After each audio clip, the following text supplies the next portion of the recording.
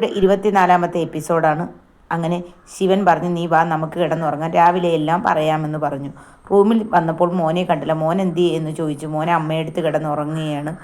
ഞാൻ പോയി മോനെ കണ്ടിട്ട് വരട്ടെ, മോന് ഒത്തിരി വിഷമമായി കാണും. വേണ്ട, രാവിലെ കാണാം, മോൻ കിടന്നുറങ്ങട്ടെ, ഇപ്പം അമ്മയോട് കിടന്നുറങ്ങിയായിരിക്കും. മോൻ ഒത്തിരി വിഷമമായി. മോൻ എന്നോട് ചോദിച്ചു. പാർട്ടിയിൽ എല്ലാവരും ശിവനെ തിരക്കി. ശിവനില്ലാത്ത ഒരു വിഷമം എല്ലാവർക്കും ഉണ്ടായിരുന്നു. അത്യാവശ്യമായതുകൊണ്ടല്ലേ ഞാൻ പോയത്. എന്ത് അത്യാവശ്യമാ ശിവ ഇത്രയ്ക്ക്? അത് ഞാൻ പറഞ്ഞില്ലേ, രാവിലെ പറയാമെന്ന്. വാ, നമുക്ക് കിടന്നുറങ്ങാം എന്ന് പറഞ്ഞു. ശിവനും സതിയും കൂടി കിടന്നു. നേരം വെളുത്തു. ചെല്ലമ്മയമ്മ അടുക്കളയിൽ കയറി. സതിയുടെ അമ്മ വന്നു. സതി എണീച്ചില്ലേ? എണീച്ചില്ല. ഇന്നലെ ശിവൻ മോൻ വന്നപ്പോൾ താമസിച്ചു. അവർ രണ്ടുപേരും കിടന്നപ്പോൾ താമസിച്ചാണ് കിടന്നത്. അവൻ ഇന്നലെ എവിടെ പോയിരുന്നു എന്തോ അറിയില്ല. എന്തോ കൂട്ടുകാരെ കാര്യത്തിനെന്നും പറഞ്ഞാണ് പോയത്. അതുകൊണ്ട് കുറച്ച് നേരം കൂടി കിടക്കട്ടെ, പിന്നെ വിളിക്കാം.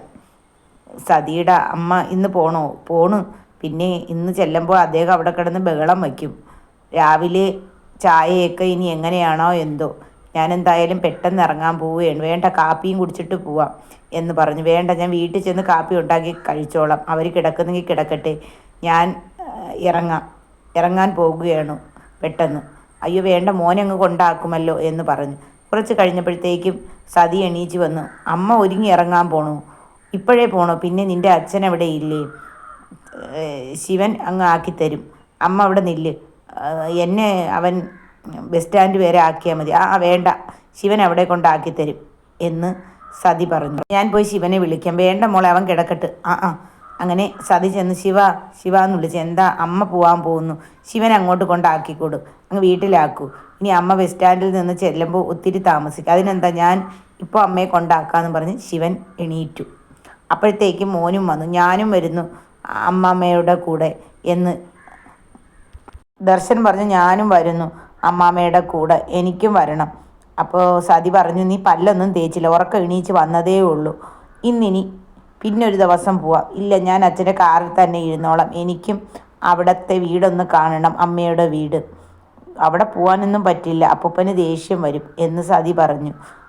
ഞാൻ എന്തായാലും അവിടെ കയറുന്നില്ല, ദൂരെ നിന്ന് കണ്ടോളാം. അച്ഛൻ്റെ കൂടെ ഞാനും കാറിലിരിക്കാം എന്ന് സതിയോട് ദർശൻ പറഞ്ഞു.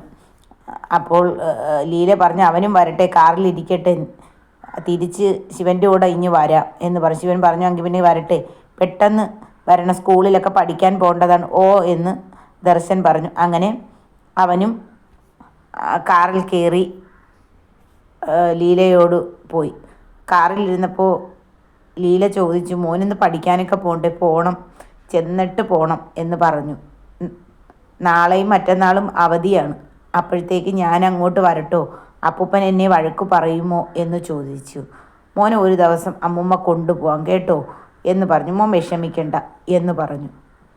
ശരി എന്ന് ഇതെല്ലാം കേട്ട് ശിവൻ ചിരിച്ചു. അപ്പൂപ്പൻ്റെ കയറു പെയ്യെക്കൊണ്ട് മാറുമായിരിക്കും. അപ്പൂപ്പന് അവനോട് ഉള്ളിൽ സ്നേഹം കാണും. മിണ്ടാൻ വരാൻ വല്ലാത്ത വിഷമമായിരിക്കും. ബാക്കി കഥ അടുത്ത എപ്പിസോഡിൽ കാണും വരെ ബൈ ബൈ.